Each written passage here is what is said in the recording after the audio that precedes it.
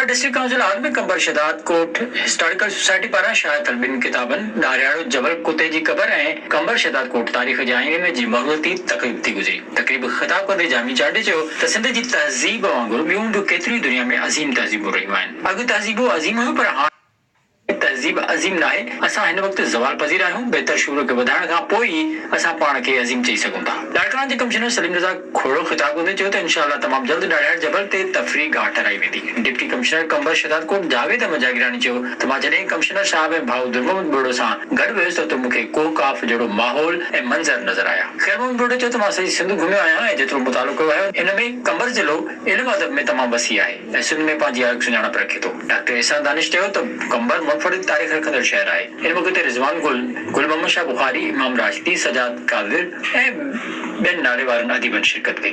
visit कयो अवामी आवाज़ मीडिया ग्रुप जी वेबसाइट awamiawaz.pk